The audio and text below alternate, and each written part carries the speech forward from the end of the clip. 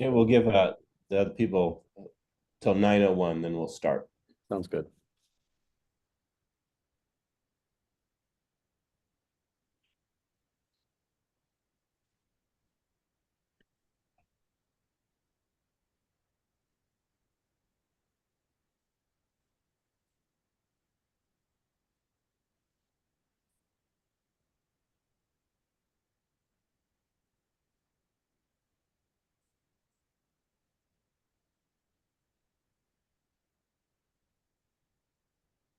So you can see my screen and my laser pointer, right?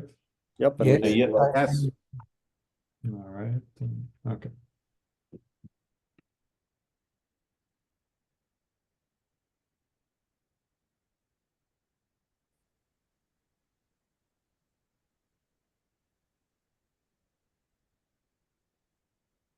Okay, it says 9:01 for me. I still see a lot of Okay. people. Well, Let's everybody, go. let's go. Good. It's my pleasure to chair today's seminar. First, I want to remind everybody that if you have any questions, just type them into the chat window. Unfortunately, that relies on me, and I'm not all that reliable, but I will try to monitor the chat. And if it's looks pretty urgent or short, I will interrupt this. I will do the speaker interruption myself. So today, it's I'm really excited. Today's speaker is Jean-Francois Paquet. I can't know how to pronounce his last name, but it goes by JF. And I think that the topic today, what he's going to talk about is, in my opinion, some of the most impressive, ambitious, and state-of-the-art expanding work that I've ever seen in the field. So I'm really happy that he's giving the talk today. So without any more, here's JF.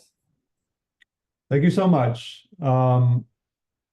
As Scott said, please don't hesitate to ask questions, and I'll try to pause a couple of times so that we can catch up on the questions. And I believe there's much more time at the end for more questions. So it's a pleasure to be here. Thank you for everyone, and thank you for the organizers.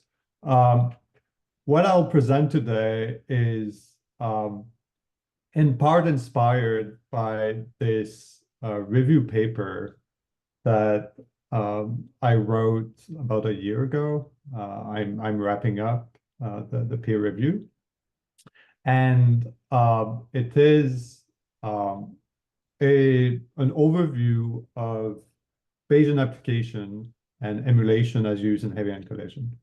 So I'll only be covering a small amount of it, and I'll be covering material that is not in there. But I invite you to look at this review for more information, for references, and for there's a lot more information in there than there will be in the talk. So if 15 years ago we were to ask what is the shear viscosity of the quark-gluon plasma, probably a large number of people would have answered, would have provided the answer that is provided in this paper, this quite well-known paper by Paul Romashky and Matt Lewson, where they took some of the early measurement of V2. This is a measurement of V2 from PHOBOS as function of number of participants. And they took a viscous hydrodynamic model. And the viscous hydrodynamics that they use is very similar to what we use nowadays. It's Israel Stewart, what we call second-order hydrodynamics. They had simplification. They didn't have bulk viscosity, for example, but the core of it was actually very similar to what is used nowadays. And they extracted a shear viscosity. The first thing they did was to look at what's the range of shear viscosity that you can accommodate in the data and the uncertainty of the data. And you find that perhaps at that point, the uncertainties are quite large. So perhaps you can fit a value plus or minus 1 of viscosity. So you can have 0.1, et al. 0.1 plus or minus about 0.1 from the uncertainty on the data. Well, of course, they also discussed that you have uncertainty from the theory. For example, we don't well, at that point, and I would say still nowadays, there was quite a bit of uncertainty in the initial condition that you use in your hydrodynamics. And if you have uncertainty in your initial condition, that translates into an uncertainty on your V2, or at least it's a degeneracy between your initial condition and your shear viscosity.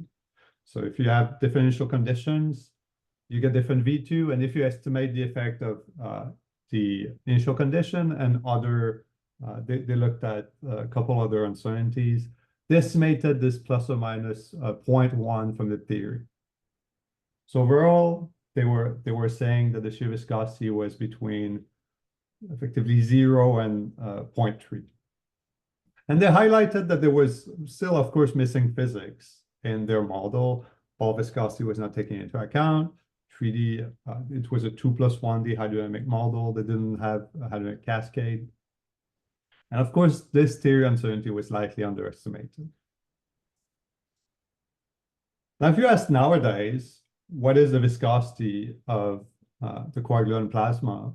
The result that most likely will show is one of the recent Bayesian inference that has been published by multiple different groups. And I'll show more than these in this talk.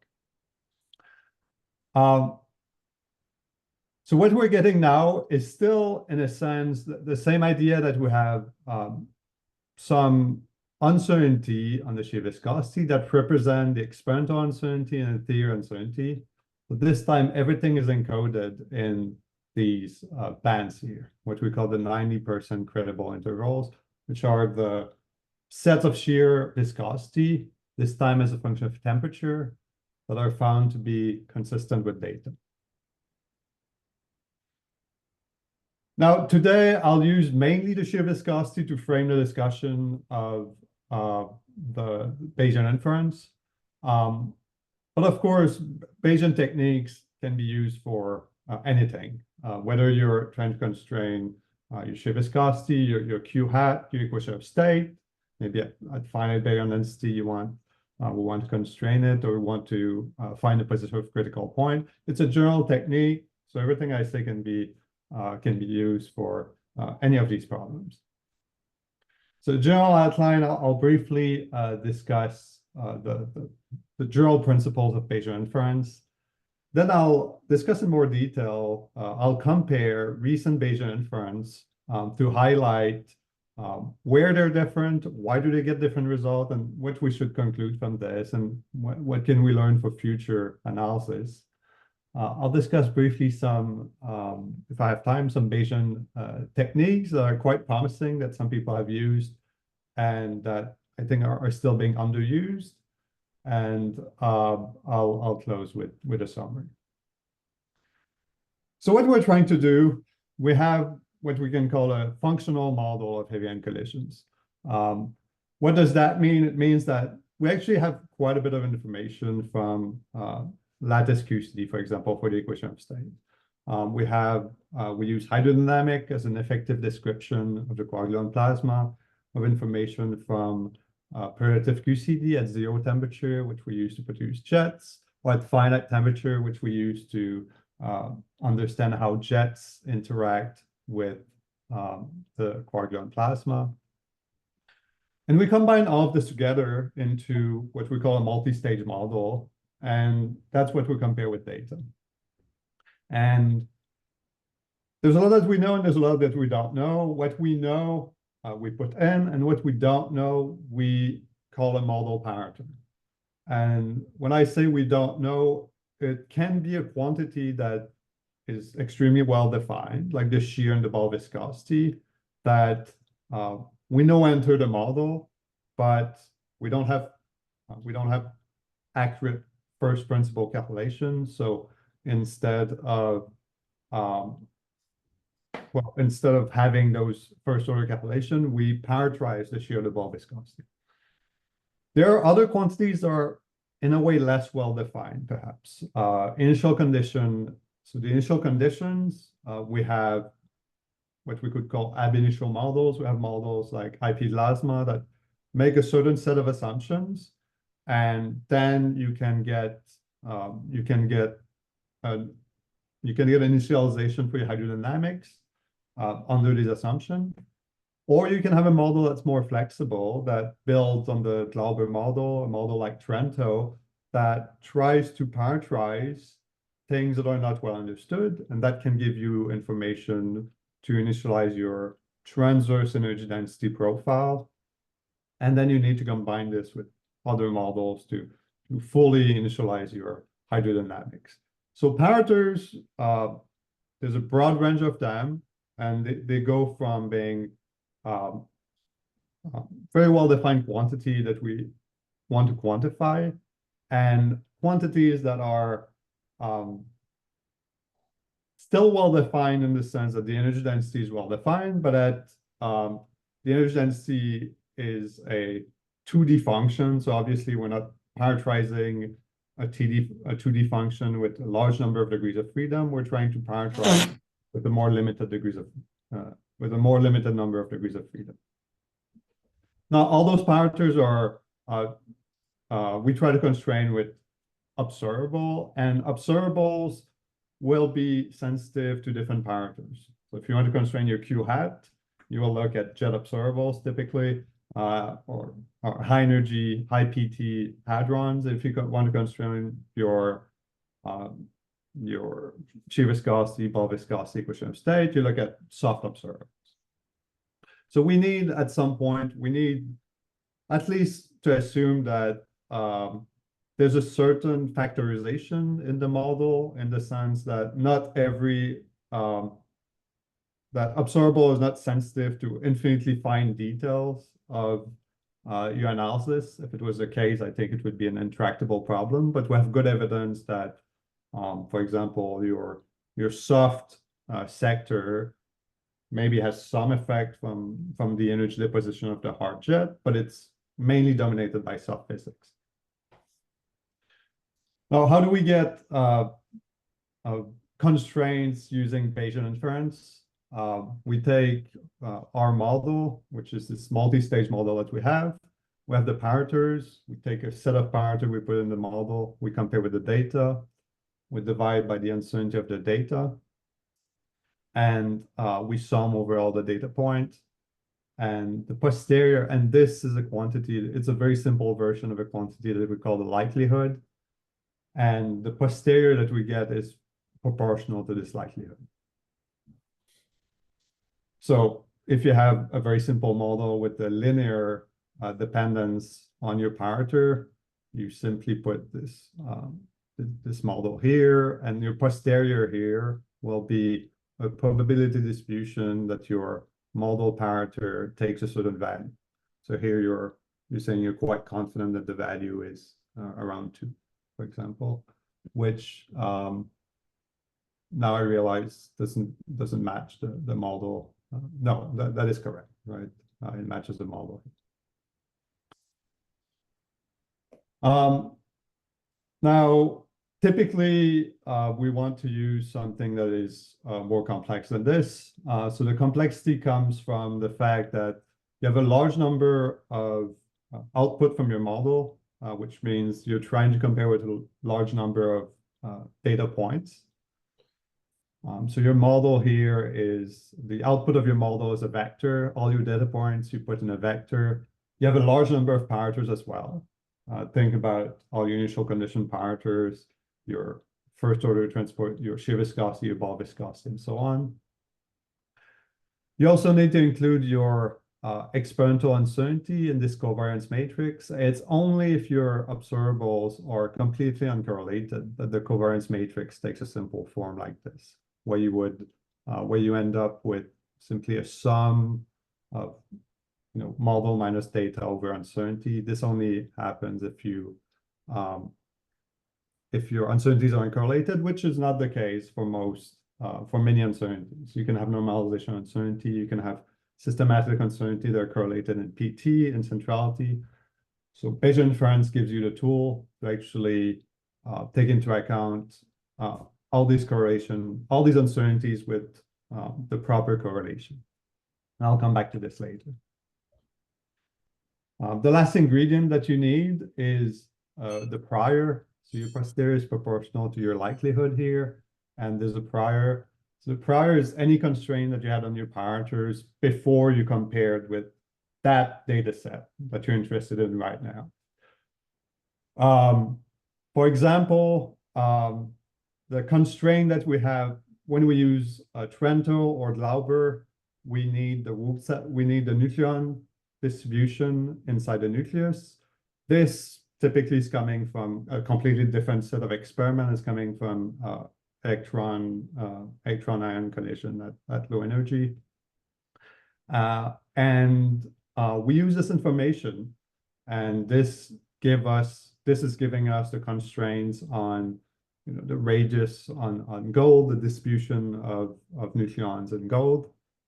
So if we wanted to, and we thought we could get better constraints on the distribution of nucleons inside a nucleus, we could simply make this a parameter in our model and have the priors coming from the electron nucleus collisions. Right now, what most people do in this case is we assume that the Wood section parameters are fixed, and we vary other parameters.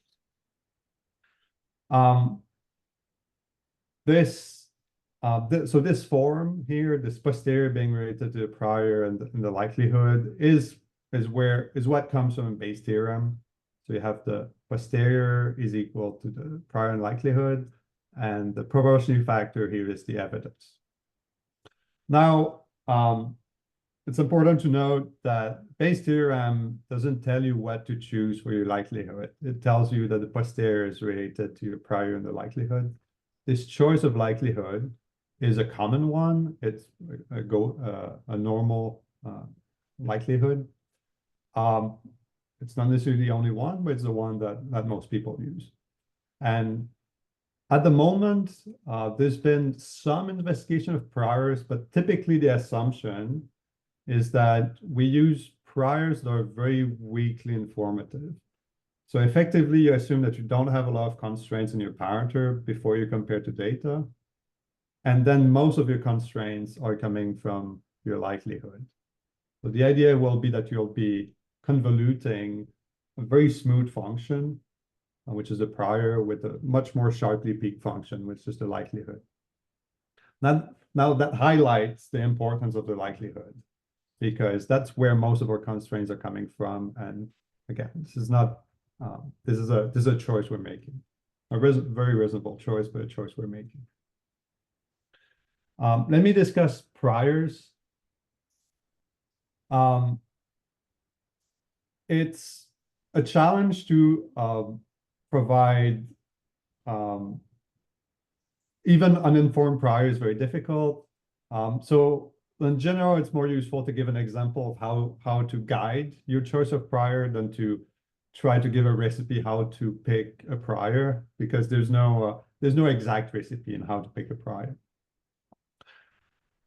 Now, shear viscosity, for example, is well, first, it's not a number, it's a function. It depends on at least temperature at zero baryon chemical potential. And if you're trying to look in the beam energy scan, if you're trying to study neutron star merger, then you need to take into account the baryon chemical potential dependence of your shear viscosity. So at best, it's a 1D function, could also be a high dimensional function. What kind of prior do you want to put on this? Certainly, it's a positive definite quantity. You want a continuous function, at least at zero chemical potential, because we understand that because it's a crossover, there shouldn't be a jump in your shear viscosity. What other constraints do you have? You may have constraints that are simply coming from your self-consistency of your model. Over the past couple of years, there's been more and more studies of the conditions under which hydrodynamic can be causal. And we know that if shear viscosity or ball viscosity become too large, your hydrodynamics can become acausal. So obviously, you don't want to run your code. You don't want to try values where your model is not even causal, for example. There's question whether it's a good idea to run hydrodynamics when your viscosity is very large. Now, this is a very, so causality, I think, is a very well-established constraint. They're not necessarily trivial to take into account, but they were established.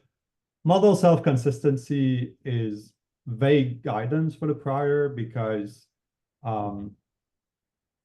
ideally, you would prefer that when you compare to data, your values that are that make the model inconsistent are disfavored by data. But the only way to know that they're disfavored by data is to try it. So typically, we push your model in regime and for values of shear viscosity that are maybe larger than we're comfortable with, but we want to try them at least to see if the model is even consistent, if these values are even consistent with data. There can be theoretical constraints. For shear viscosity, there are calculation of shear viscosity at lower temperature. There are calculation at very high temperature. There are a number of different models in between, and you have to decide what you consider a theoretical constraint. There's been very fair warnings that perhaps we want at least consistency across the stages of the model. For example, if you go from hydrodynamics to an afterburner, perhaps you want to make sure that your shear viscosity matches that of the afterburner at the point of transition. This has not been done very often. It's actually somewhat challenging to do. But it's I think, an absolutely fair request to make from groups doing Bayesian inference. The last thing that you can have as guidance for shear viscosity, we know shear viscosity has been a measure not for the QGP, but for other quantities like crossover. And typically that's why we think there's a famous paper that I think I'm quoting in the review. So you can find the reference, but basically we have intuition from other substances that the shear viscosity should have a minimum in the crossover. So if you combine all of this, you can end up with a certain parametrization of your shear viscosity that encodes all this information. So maybe you don't want to allow, so typically we'll assume that your shear viscosity will have a minimum somewhere in the crossover. You can, typically you let that minimum vary. Then we typically expect a shear viscosity to increase at low temperature and then to increase at high temperature as well. So we have a wedge. How smooth this wedge is, I think, is uncertain. How quickly your viscosity is changing on both sides is somewhat uncertain as well. So you find a parametrization, you put priors on the slopes, for example, the maximum viscosity and so on. And you can end up with a prior like the one you see on the right, which is you're assuming that here intrinsically, once you put priors on all these different, on your slopes and so on, what you get is you're assuming that the most likely value for your shear viscosity is somewhere in here, assuming it's possible it's here, and you're assuming that worst case scenario it would be as large as this, right? You have to do this for every parameter, and again, typically you do your best. You try to find reasonable priors that are not too constraining. So you don't want to put theoretical prejudice if you don't have good theoretical reason to constrain the parameter. And then you let the rest, you let your likelihood take care of the rest and get you the constraint. So you expect that if you don't have good constraints on your parameter, then most of your constraints should come from this. Now, one thing I should say is the idea of Bayesian inference is that you compare with one set of data. So you make a certain choice for your prior, you compare with one set of data, you get a posterior. Then you take this posterior, you use it as prior, and you compare with a different set of data. And you keep iterating until you get better and better constraints. Well, in practice, in heavy end physics, we very rarely do this. And the reason is mainly that models are being constantly improved, actually. And that's something I'll come back to in this talk is, to a large extent, we are limited by the accuracy of our models. So typically, we don't end up keeping a model fixed and adding and adding and adding more data. Typically, we take the best possible model we can get. We compare with a large set of data, and then we will typically try to improve the model and recompare with this set of data until we're quite satisfied that we've improved the model as much as we can. This is probably a good time to take a short pause and ask if there's any pressing questions.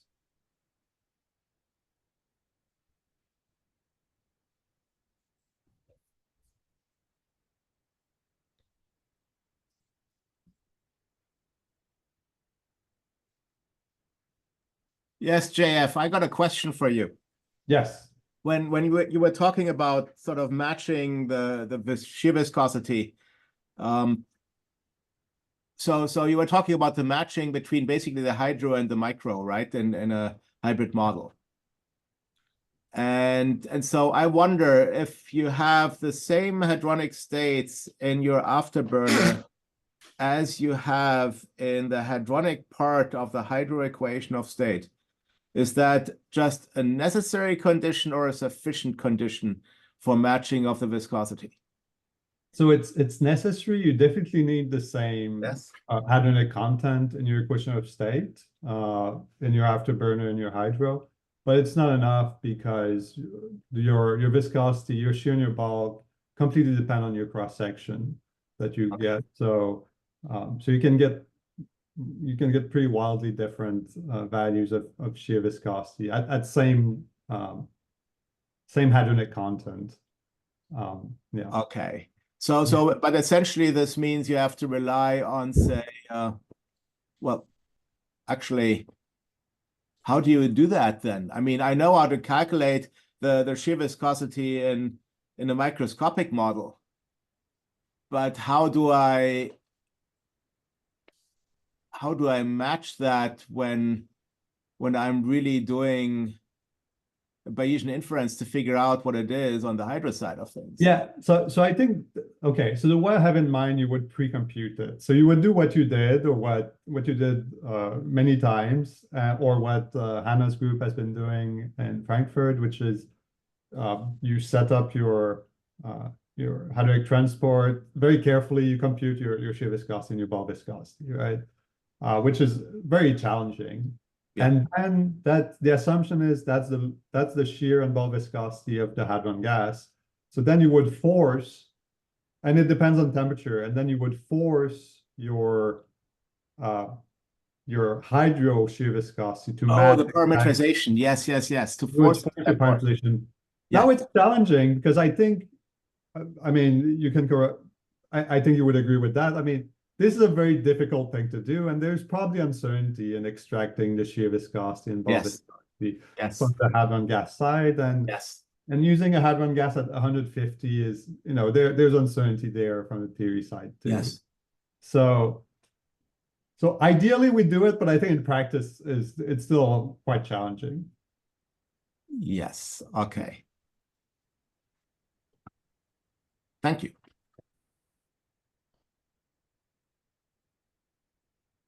Okay, let's go on. All right, sounds good. Okay, so what you get from this is your posterior, which is a high dimensional probability distribution that has a dimension of your number of parameters. We project it so you can marginalize it, which means integrating over all parameters except a couple.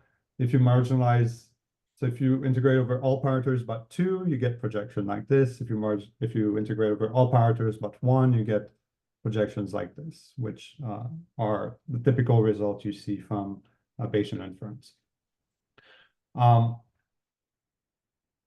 once you've done this, for example, if your shear viscosity roughly independent of temperature, then you can summarize it in this distribution like this, and you can get something similar to what Romachky and Lusum got, which is a number plus or minus an uncertainty. Now you can only do this if this distribution here is roughly Gaussian. If it's not, then you plot the one-dimensional distribution. That's your constraint on your shear viscosity. If your shear viscosity has significant temperature dependence, then you actually need to plot something like the 90% credible interval, which tells you as you change temperature, what are the likely values of your shear viscosity. Now, this is a high-dimensional integration. This is a high-dimensional integration of a high-dimensional posterior. So typically, this is the numerics of it are extremely challenging. And what we do is we actually replace the model by an emulator. So we evaluate the model at an ensemble of parameters, and then we interpolate. So we pick parameters, we run the models. This gives the red points. The red points have some statistical uncertainty because the model is stochastic. Then we train an emulator, which is something that interpolates between those points. And when you hear about Gaussian process emulator, that's what they do.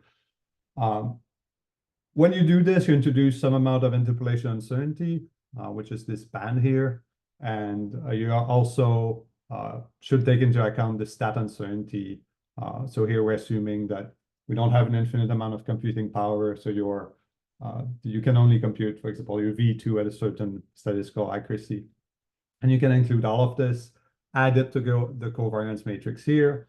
And now the constraint that you get is a combination of the experimental uncertainty, the numerical uncertainty from your emulator, and your theoretical uncertainty from integrating over all these parameters that characterize your uncertainty in your model.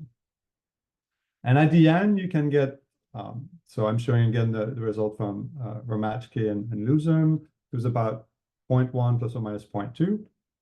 And if you look at results from modern, from some of the latest Bayesian inference, we get much tighter constraints in this. We get, so in this particular analysis that I'll be discussing alongside with others, we found, I was involved with that analysis, we found that shear viscosity did not depend very strongly on temperature. So if you assume it's completely independent of temperature, at least in the range of temperature we're looking at, you get 0.14 plus or minus 0.03. And this 0.03 includes the experimental uncertainty and the theory uncertainty in the sense that they include variation of your initial conditions, variation of your ball viscosity, variation of your particlization temperature when you transition from hydro to the hydrolytic transport. And so in a way, this gives you a very good idea of how much progress we've made in reducing the uncertainty and having much more uncertainty, even by taking into account a much wider range of model uncertainties.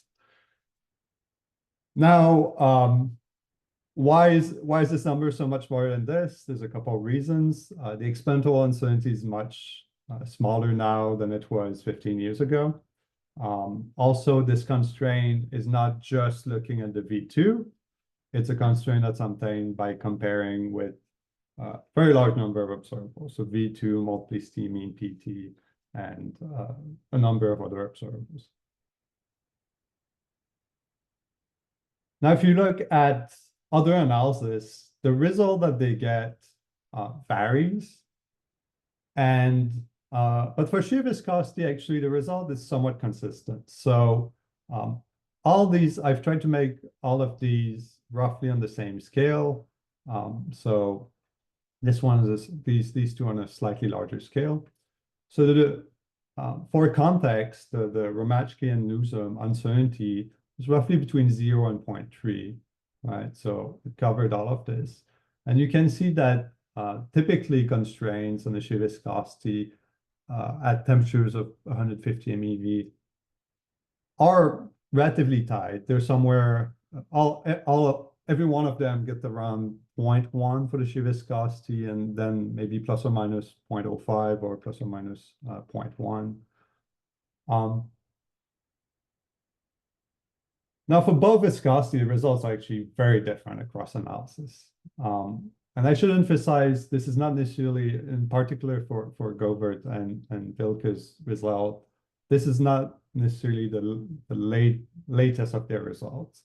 But it's the one I'll use for comparison, and I will let them chime in if they want to clarify what values they're getting now. But the big picture is that shear viscosity, there's somewhat of a consistency. Ball viscosity, people are getting very different results across Bayesian analysis. Here, the scales are not the same. Here it's 0.08, and here it's 0.25. So some analyses are getting rather large ball viscosity, and some analyses are getting almost zero ball viscosity.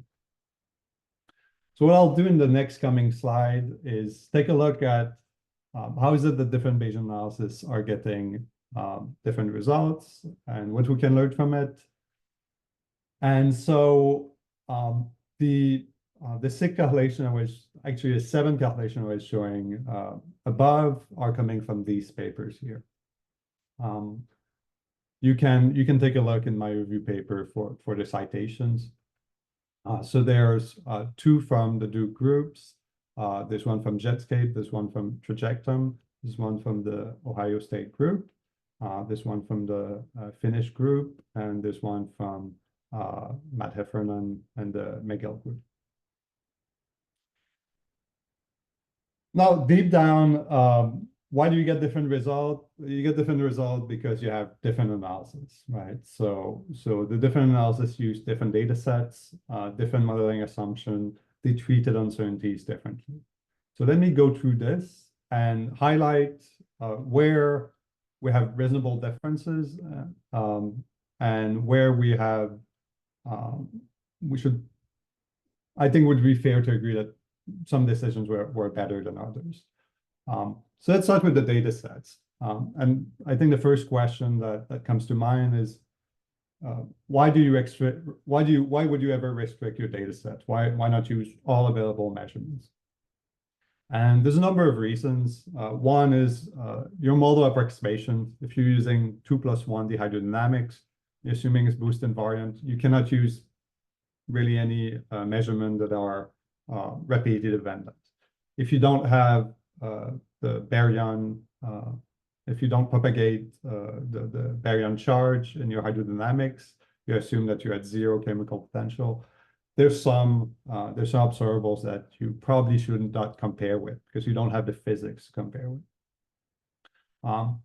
More generally, we know that our models are not perfect, and that in this sense, measurements are not equal. There are some measurements that we expect that we can describe better. There are also practical reasons why we don't have all measurements.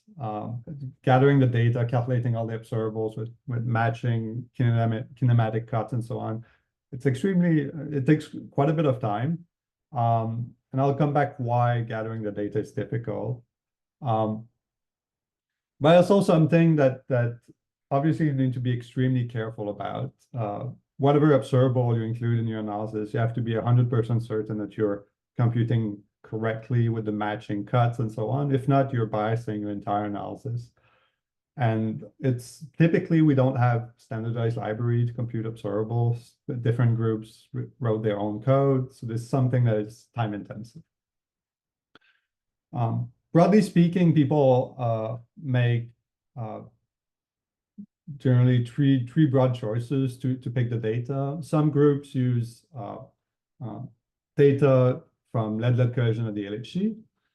Some group use data from lead-lead and P-lead at the LHC, and some group use gold-gold at Frick and lead-lead at the LHC. Now, I think in general, the agreement would be, certainly, I think there's no reason not to include the reg data. I think you want the constraint from gold, you want the constraint from lead. I think when there's more controversy is whether you should include the PLED or small systems. My personal opinion is that you want to use PLED to test your model, but you don't necessarily want to use PLED to extract shear viscosity, because you expect your model to work less well in small systems. There's still quite a bit of uncertainty as to how well hydrodynamics is performing there. There's a certain amount of I think, work still being done on fully understanding non-flow corrections and so on.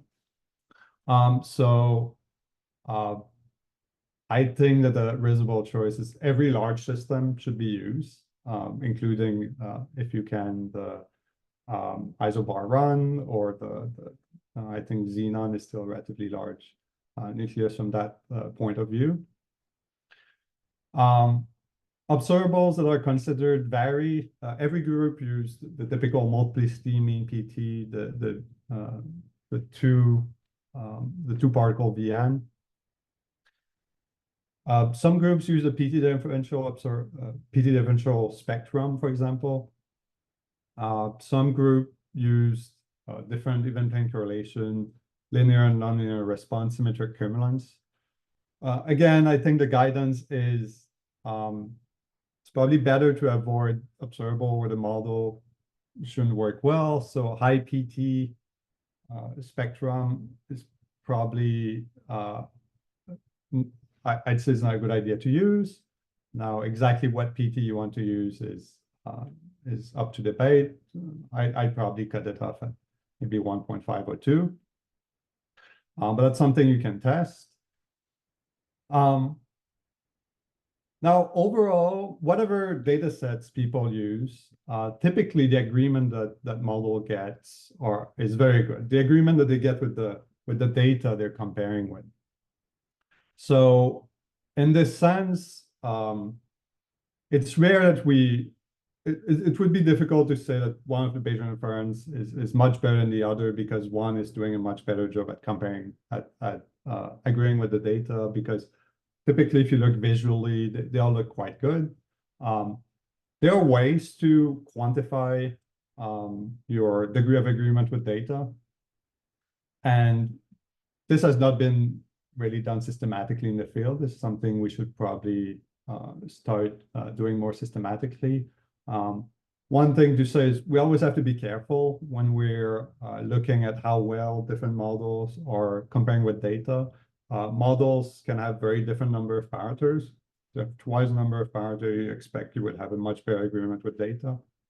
And models are looking at different data sets. So the more data you have, the more tension you expect to find eventually. Models have different modeling assumptions. Typically, for partly historical reasons, most models have been using the same core, which is the same relativistic viscous hydrodynamics. They use something very similar to what Paul Matchkin and Matt Luzum were using back in the days, which is Israel's toward hydrodynamics.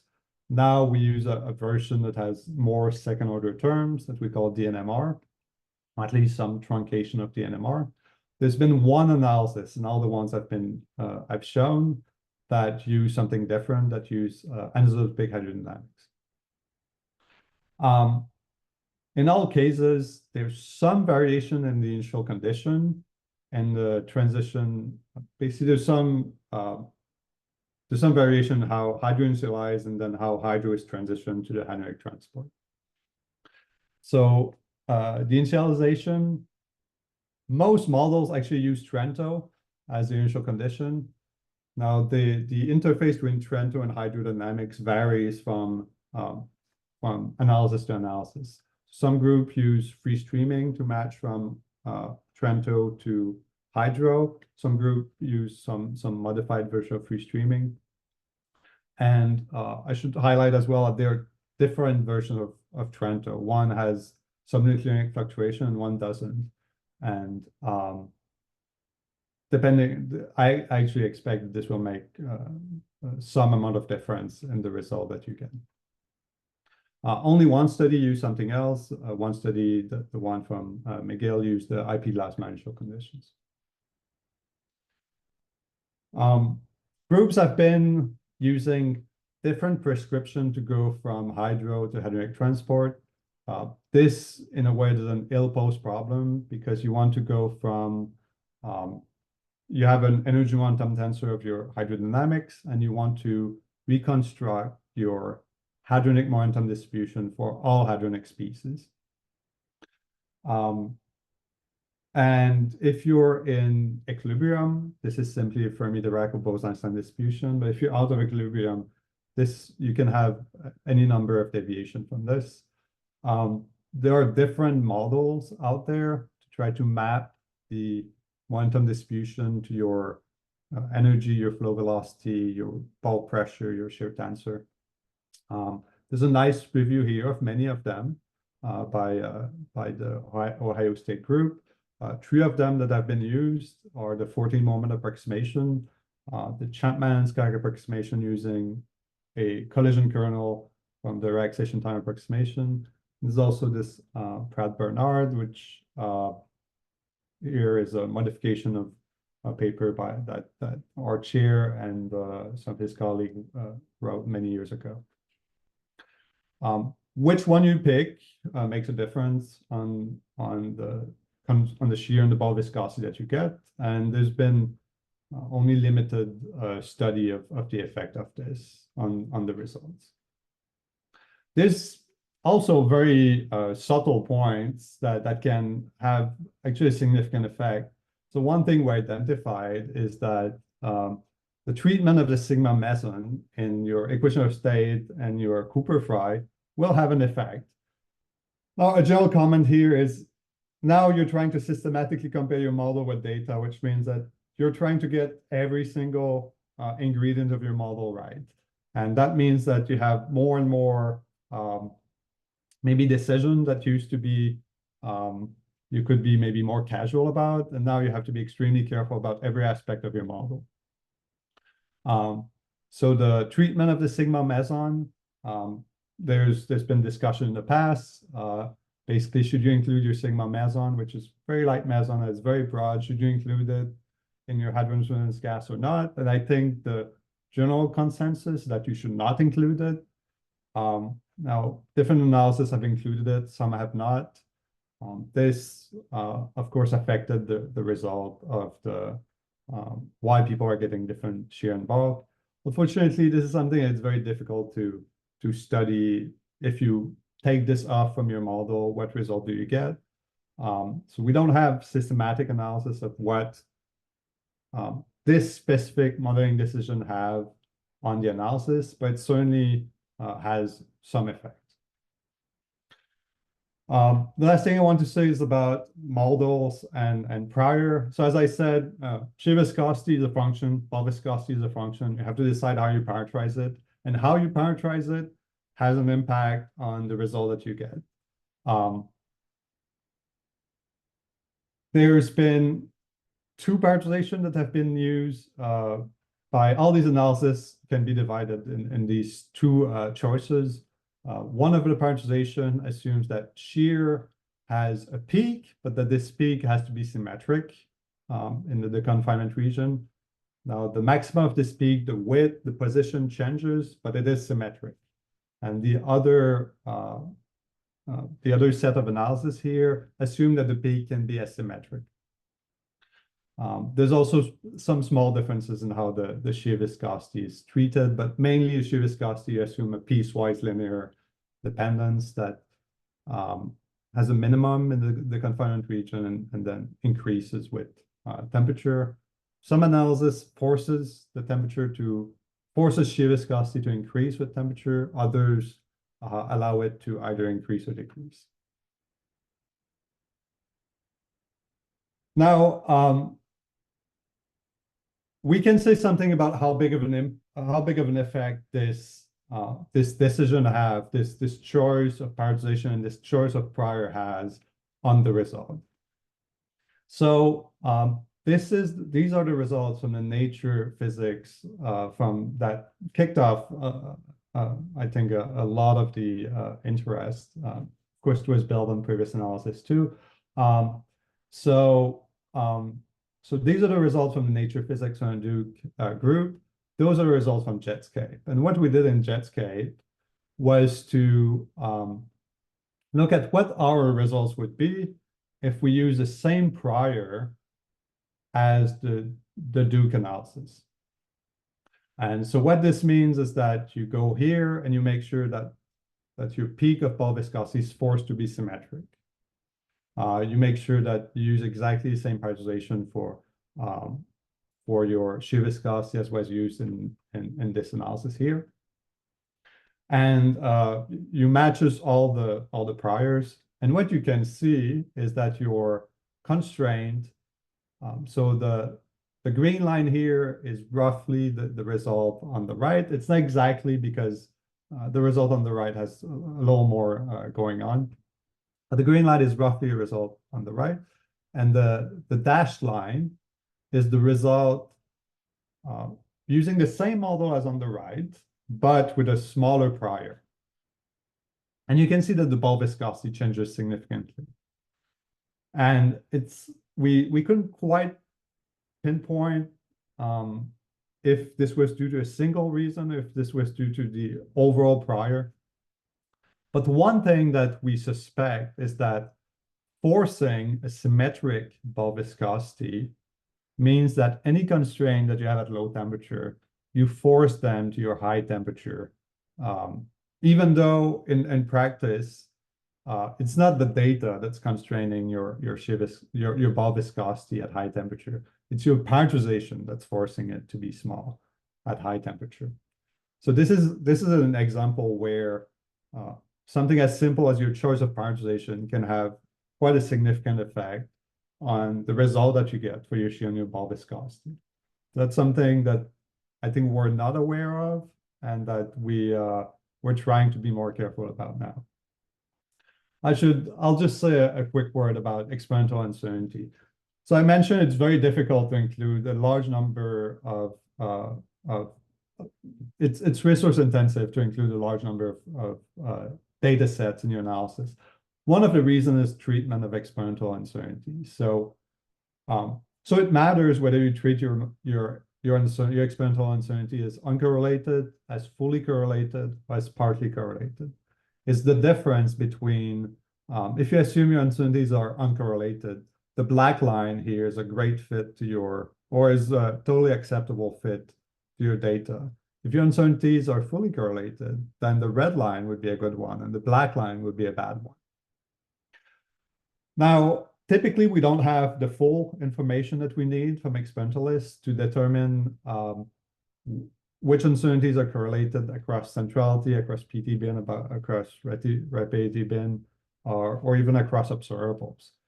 So we have to make decisions. We have to make reasonable assumption about presumably stat uncertainties. Typically, we assume they are uncorrelated across observables, across centrality bins, and so on.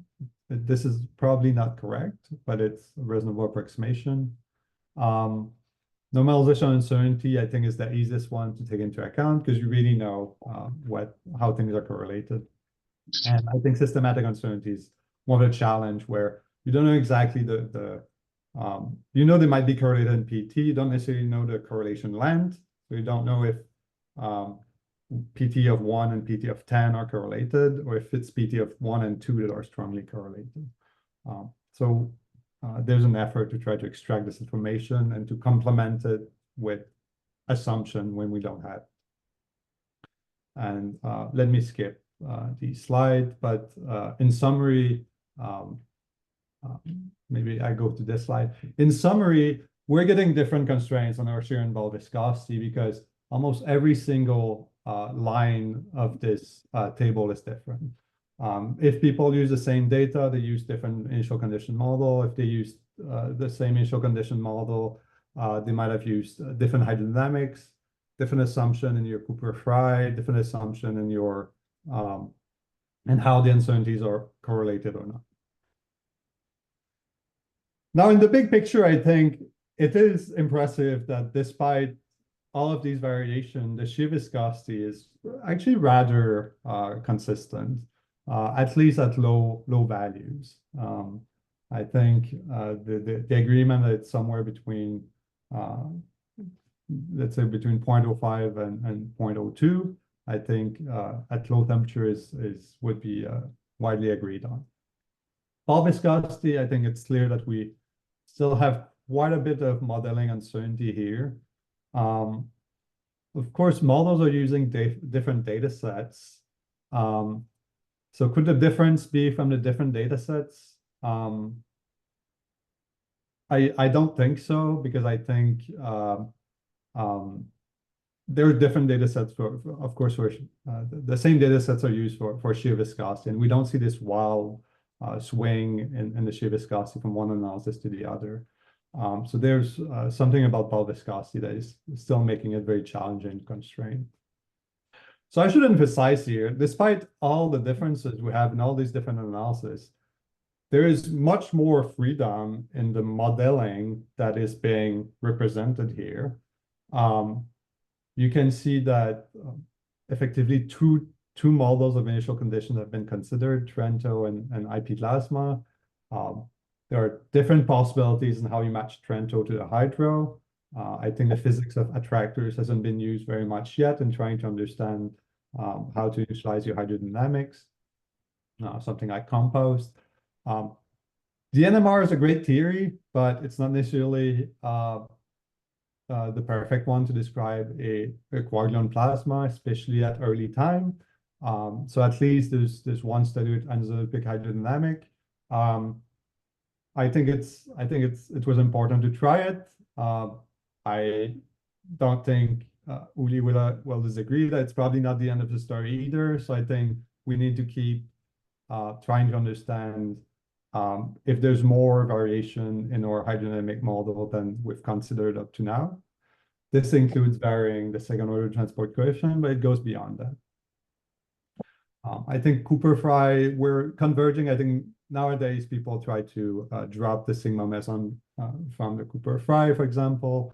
And I think there's an attempt to include more, at least not knowing exactly what to do for Cooper-Frye, at least trying different models. And I don't know if there's an agreement on the data aside from, I think there's an agreement that you should compare with as much data as you can, but not necessarily every data point. So small systems, again, I would maybe warn against. Where do we go from here? I'd say we need better modeling. It's very clear that we have theoretical uncertainties, and that the uncertainty that we have here does not necessarily include all the modeling uncertainty that we know is present.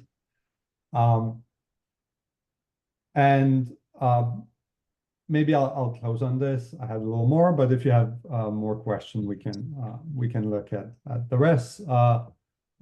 I'd say Bayesian inference is good it forces a certain level of accountability, in the sense that if you're trying to systematically compare with data, you should make sure that you try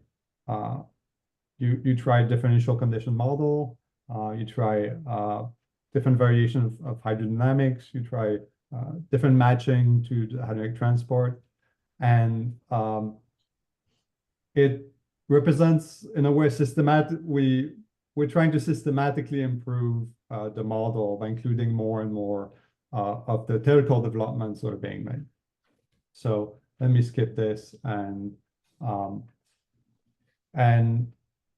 say one last word, that we can make full use of the experimental data and their uncertainty when you do Bayesian inference, which is one of the big benefits. We can include everything in this covariance matrix. And given how much work goes into making those measurements and determining those uncertainties, I think we want to do, I think it's important to do better than pick eye by eye, and really take into account these uncertainties is giving us a chance to get as much as we can from this data. A word about sharing. So I think it's fair to say that the only reason we could have this many Bayesian inference from this many groups is that there's been a dedicated effort by many groups to make sure that if they write an initial condition model, if they write a hydrodynamic simulation, if they write a code to do transition, to do Cooper-Frye, they make it public. And that's the only way you can get multiple groups reproducing each other's, verifying each other's result and building on each other's result. I think many groups, I think a Duke group has been exemplary. I think many of their codes were based on other codes from Michigan State, from Ohio. And I think there's been a lot of efforts from, I think, the trajectum community. So a lot of people are trying really hard to make sure that nowadays, are trying to make sure that simulations are accessible. And this is essential if we want to keep doing Bayesian inference. If you want your initial condition model to be used by others, make sure that they can use it, right? So make sure it's available. And the last thing to say is clearly what we want is both precision and accuracy, which means that we need at the same time we need a theoretical development to improve our model, and we need more data. If we keep our model fixed and we keep adding data, we'll get very precise but inaccurate answer. And if we don't include enough data, we'll get perhaps accurate but imprecise. And this is where we're aiming for.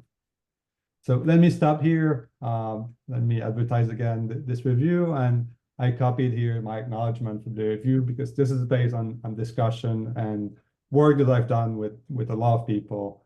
And I'm happy to acknowledge all their efforts. Yes. So I'm happy to take any questions that you have. Okay, just go ahead and speak up, everybody. Yeah, I have to leave soon, so let me jump in and ask first, perhaps, or comment first. I mean, you mentioned at the beginning, or close to the beginning, that you mentioned as well at the talk that there are multitude of theoretical uncertainties, and one of them that you pinpointed is suppose you use a hydrodynamic model, as most of the analysis at the moment do, and you know that hydrodynamics doesn't work for large shear viscosities. Maybe you shouldn't probe large shear viscosity values. But that means that you make a prior assumption that the shear viscosity cannot be larger than some certain moderate value. And then, of course, you must not be surprised if the Bayesian analysis does not yield shear viscosity values that's larger than that cutoff that you imposed by your prior. That's not the answer that you want. You want to know whether large shear viscosities are excluded by the data by the data, not by your prior. And so in that situation, I think the more adequate attempt at a solution of that problem would be to move from a hydrodynamics that breaks down at large shear viscosities to some modified hydrodynamics that is perhaps a little bit less likely to break down at larger viscosities. And this is something that has been addressed with this anisotropic hydrodynamics that you already mentioned, and even a method that goes even further beyond that, because it has the ambition to allow to do that even in full three-dimensional expansion, is what we call Bayesian maximum entropy hydrodynamics. Basically, the idea is that when you derive hydrodynamics from microscopic theory, the hydrodynamic moments, which are the energy momentum tensor and the baryon current, coupled to higher non-hydrodynamic moments. And to evaluate those, you need the distribution function, which you don't know. So you have to make some guess for what you do. And all the models that were on your list that were generically called DNMR make the assumption that the deviations from equilibrium are perturbative in these particular couplings that are just identified, whereas viscous anisotropic hydrodynamics and maximum entropy hydrodynamics do not make that assumption. They allow large deviations from equilibrium guided by information theoretical principle. And so there is at least some systematics in there, if not a proof that it's better. So I think there are ways that should be explored that are different from just cutting out certain ranges of shear viscosities, and that may give us more information in the future. No, I think I agree. I mean, if you use the NMR, I think up to a point, you want to cut. I mean, you will not run a shear viscosity of 10, right? So you'll have a cutoff. You have to decide where it is. But yes, if you have other hydrodynamic approaches, you can try. You can certainly try different ranges. Yeah. Magdalena, do you want to ask a question?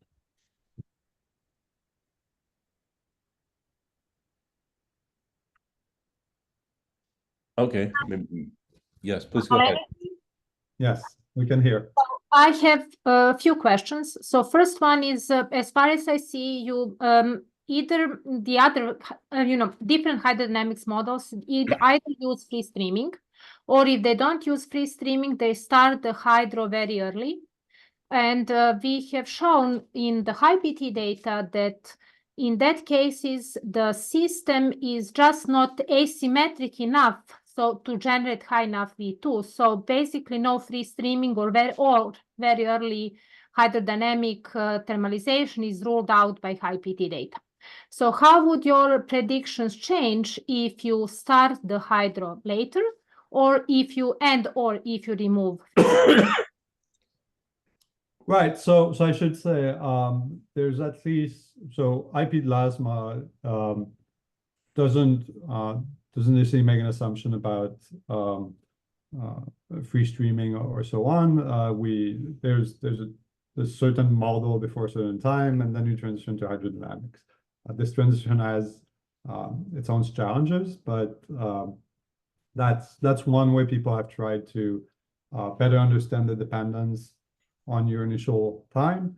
Okay, I'd say overall models don't make the assumption that they need to start early. So typically they vary the initialization time quite a bit. And the result that they get is the result that's consistent with the low PT data. So there's certainly no, there hasn't been, as far as I know, the plan to use high PT V2 to constrain this. Now we can force a model to start at a later time and see what's the best shear viscosity we get in that case. Some models actually have pretty late. Some models have found initialization time of maybe 0.8 Fermi, which I don't know if that's late compared. So when you say late, that is okay. Yeah. Yeah, I mean, I'd say, of course, there's probably uncertainty on how to handle jet energy loss before you start the hydro. And so I don't know exactly how this is taken into account in the jet energy loss side. So that's something I'm not sure how much uncertainty there is on the high PT side for that statement. Okay, so basically, from high PT side, the reasoning is simple. If you have a temperature profile which looks asymmetric, you will never be able to generate high enough V2. So, and then if you generate a temperature profile in which the hydrodynamics starts early, then it very soon the temperature evolution of that temperature profile becomes very symmetric. So basically, this is the simple reasoning. And if you start the hydro later, then you generated a asymmetric profile, and then you can generate V2. So this is the reasoning. And if you want an asymmetric profile, you have to start later. Basically, we have very recently, our most recent results, which are still not published, we have included Bayesian analysis both with low and high PT data, and we have shown that they are consistent with each other, but inclusion of high PT data constrains this much more. So in my general point is that the data and the theory should explain both low and high PT. You cannot use only low PT data to constrain the bulk properties. You need high PT data as well. Okay, thank you. Yuri, go ahead, please.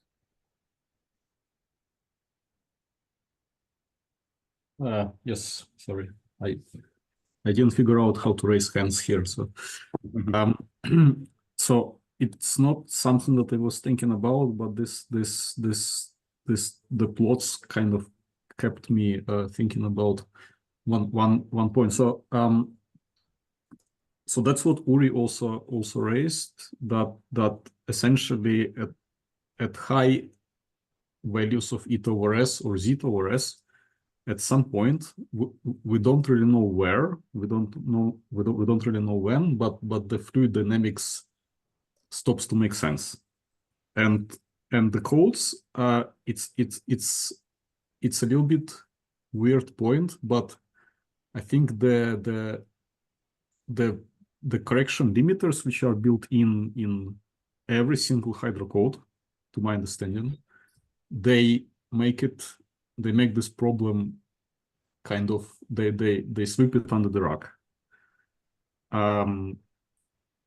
So and then there is this other thing. I mean, I was like 10 years ago, I was looking at the so when you put this shear the simple shear viscous corrections into the Cooper-5 formula, and you start to look at the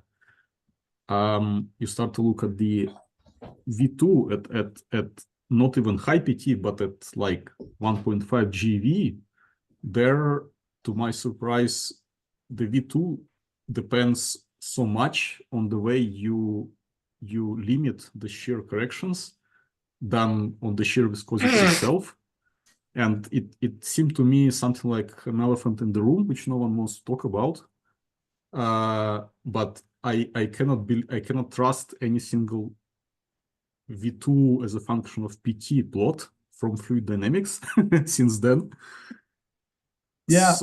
So I'm kind of wondering about those things. How robust is that at all?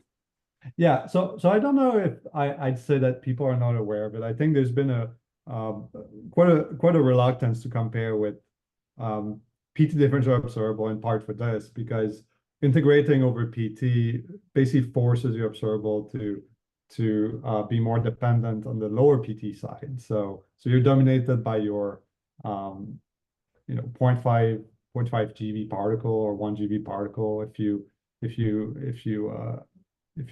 look at PT integrated observables.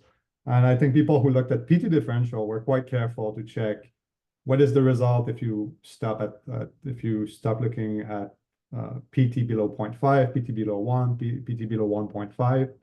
So I think people are aware of it. And I think one of the reasons that you want to try, for example, different ansatz to match your shear tensor to your momentum distribution is to get some sense of how sensitive you are to this too. Because some of these are you have a quadratic dependence on your momentum, and some of these are linearly dependent on the momentum. So you'll have, so some of them will have a higher correction at 2 GeV than the other one. The other thing I'd say about the hydro is I think there's a better understanding now why we need that regulation in hydrodynamics. It's probably not the only reason, but one of the reasons is we were trying to solve hydrodynamics in an acausal regime, which has been shown just over the past couple of years that we were in the linearly causal regime, but we're in the nonlinear.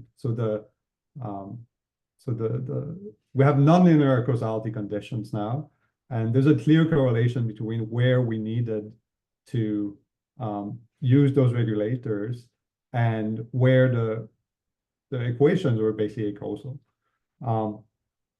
Now, there's a benefit to this, which is now we have at least an understanding of, in some cases, why is it that our code is unstable?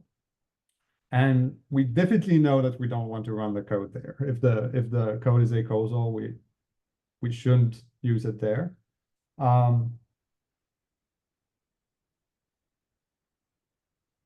So I think the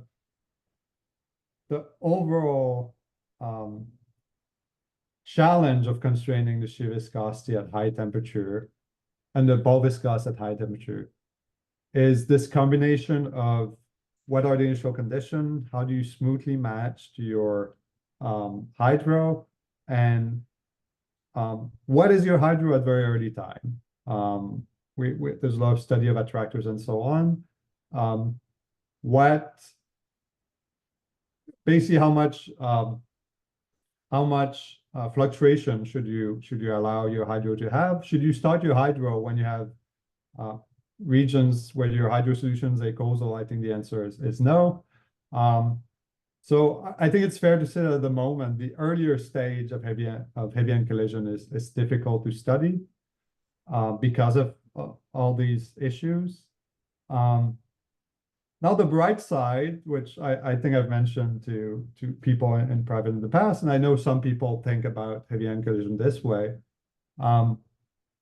We're not really starting with an initial condition, running and comparing with data, right? What we do is we keep running with differential condition until we fit data. So roughly speaking, we're actually going kind of backward in time, right? Not literally in the sense that we actually solve the hydro equation forward in time, but what we're constraining using the data is the late stage of the collision. And in a way, the information we have about the earlier stage is less and less reliable. But I think the information we have about the later stage is still as reliable as it would be if we had no regulator and so on, because we don't actually need this regulator at later time. So as a thought experiment, you can say, you know what, whatever happens in the first 5 Fermi of the or 2 Fermi of the evolution, I don't trust. I call this an initial condition model. And then after 2 Fermi is my proper hydro evolution with very little effect from regulation and so on. And I think then you can trust the later stage. So long answer to your question. I think it's true that the high temperature is very challenging to constrain, but I'm not sure it's affecting that much the low temperature constraint we're getting. Beautiful answer. My follow-up actually, because I'm not sure it's like that. So in principle, that's what I was saying. The regulators are there in the code, and they're enabled all the time. And I think yes, so they kick in at the beginning.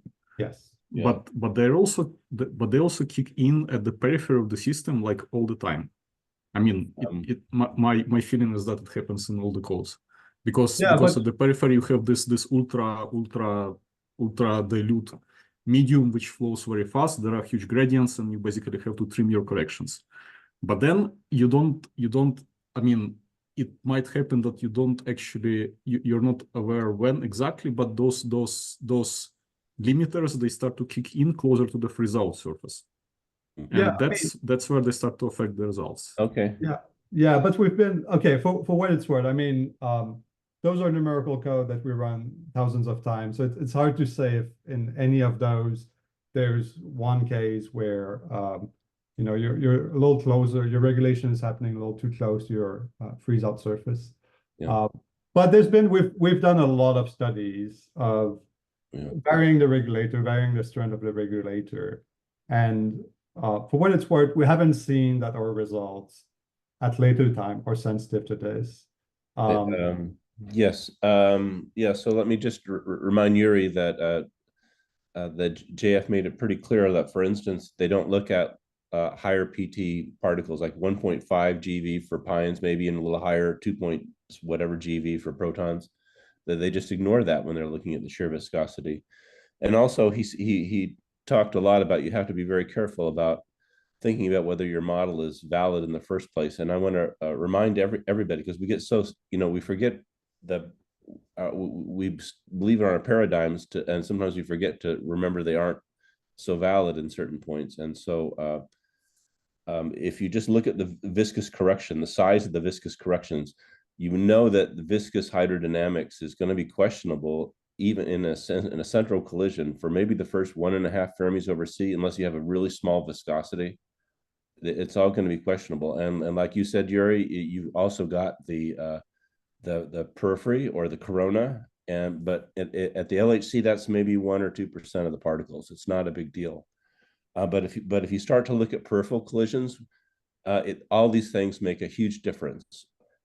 Because in a peripheral collision, a lot of stuff is at the periphery, and in a peripheral collision, that 1.5 Fermis over C, over which the model is questionable, is now a good fraction of the overall evolution. And so, so just to turn this into a question, JF, when you showed some results all the way down to like 50% centrality, or maybe even a little less central. How low do you feel comfortable going? And do you have some criteria in your mind for when you cut that off? I'm sorry, can you repeat this? I was looking very quickly. So do you have a like the peripheral? Like you don't want to do PP, then obviously you don't want to do ultra peripheral either. Yeah. So do you have in mind some centrality value at which you think, well, really we shouldn't use in our Bayesian analysis for determining viscosity? Yeah, so I think personally we tried in Jetscape, or in the analysis I was involved with, we tried to avoid anything more peripheral than maybe 50-60%. Now again, I think your point is 50% for lead is maybe no, I was just going to say, right? No matter which beam energy and target projectile, there's some cutoff. You have to have some criteria for a cutoff. And I wonder if you had a sort of a criteria, some length scales you compared, or something where you said we really don't want to go below that, or you just look and you say, well, the viscous correction is too big, halfway through the evolution, or whatever. Yeah, so you call it self-consistency, but if you had something to check that you did. So I think the honest answer is that we've tried to avoid large centralities, but we haven't had any systematic, let's say, Knudsen number estimate, or any systematic quantity that we'd say this one we include and this one we doesn't for this system. I think it'd be good to have it. I think it would be a good thing, because it would make it more systematic if we had a strict. Because you talked about self-consistency, and that self-consistency depends strongly on the centrality. Yeah. And you can do a self-consistency check on how big the viscous corrections are. Yeah. Yeah. I'll make another comment, even though I just made one, and that is the whole definition of what you mean by bulk viscosity can be rather vague when you're near TC. When you're near TC, you have all these different causes, like chiral mean fields being out of equilibrium, perhaps. Every out of equilibrium phenomena that affects the bulk pressure is trying to be encompassed by a bulk viscosity with one relaxation time. And you have other things like chemical non-equilibrium. Like suppose you were in lattice and you actually were trying to do this rigorously define the bulk viscosity, supposing that you could. If you were at 150 MeV temperature, it would include the fact that the chemistry, like the baryochemistry, is able to stay at equilibrium, and that sets a time scale which is probably like 20 Fermis over C, which is longer than the collision lasts. And so bulk viscosity will always be, I think, from a theoretical side, be something, or bulk corrections, non-equilibrium bulk corrections, will be something that's not particularly well addressed by throwing a bulk viscosity correction into the equations with one relaxation time. Okay, let me follow up on this. So definitely there are microscopic. There's a microscopic origin for the shear, and there's a microscopic origin for the bulk. And I think bulk viscosity, the microscopic origin is much more complex. Yeah, and it's different. And it's not just like it's a more complex mechanism. There are several mechanisms. Yes. Each mechanism has a different time scale. Yeah. I think that's what makes it tough. Right. So definitely. I guess one question. Yeah. So I guess definitely for bulk viscosity, we're less So I think for shear, we think that we're extracting what most people would call the shear viscosity in, for example, a Kubo formula. Yeah. The bulk viscosity, maybe your point is, we're probably not extracting this quantity because of question of timescales. There are mechanisms that are included. If you take, the infinite time limit, that should not be present in heavy-end collision. And because of that, what we're extracting is perhaps less well-defined than we think. Is that your broader point? That's exactly true, except you put it better than I did because you're more eloquent. No.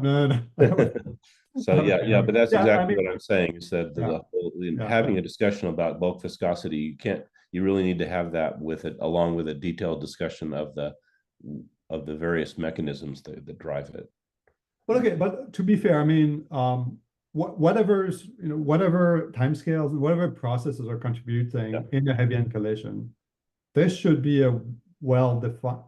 Okay, so your point is that maybe if we go from gold to lead, maybe different mechanisms are contributing. No. I'm just saying that if some of those relaxation times, let's say the relaxation of the chemical equilibrium, like you're cooling at 150 MeV, you have a certain number of protons. That proton number doesn't stay in equilibrium, and it causes a significant change in the pressure. And that is, if you were doing this on, according to the Kubo relation, this would be part of the bulk viscosity. But it would be part with a relaxation time, characteristic relaxation time of more than 10 Fermis over C, and so it's hard to. I'm just saying you need to keep that in mind when you're thinking about extracting a quote bulk viscosity. Yeah, no, I think I agree, and I suspect that's part of a reason why right now we have so much trouble constraining bulk. It's clearly behaving differently from shear, which is I think we have trouble even discussing it. But yeah. And but I don't think that it interferes so much with the shear. I think everything you're doing and other people have been doing with the shear is really pretty darn solid. Yeah, which in a way is somewhat surprising because shear and bulk are clearly coupled. I mean, you have some degeneracy between shear and bulk, and you have some coupling between them. They both give you more entropy, Yeah. So you would think that actually, if you cannot constrain bulk well, you would not be able to constrain shear well. But it doesn't affect P2 so much. Yeah, I suspect what's happening is that some observables are actually pretty sensitive to shear and not so much to bulk. Yeah. Those are the ones that are saving you here and keeping the shear pretty constrained, while the bulk can vary quite a bit. Okay. Anybody else want to make some comments or questions?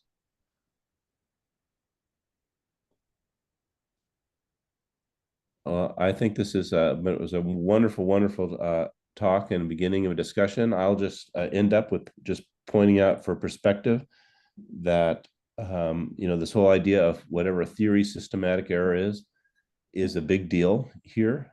And if you're at Atlas or CMS, they have working groups of a few dozen people working on what the systematic error is, trying to discuss it, and these decisions take lots of discussion. And I think the same is true for the theory community at RIC. We need to discuss more and talk more, and I think this is a great presentation to help get us on that path. So thank you again, JF, and thanks everybody else. Okay, thanks for sharing, Scott. Yeah. So I'll just end by saying thank you to everyone for joining. Thank you to JF for the great presentation, and thank you to Scott for chairing very productive discussion session. Thank you, everyone. We'll have our next seminar in 2 weeks. You'll get announcements about that, and so I hope to see you all there in 2 weeks. And remember that the recordings are on the Indico page if you'd like to see those from previous seminars. Yeah. Okay. Thank you, everyone. See you in 2 weeks. Yeah, JF, you rock. Thank you. All right. It was nice to talk to everyone. Bye.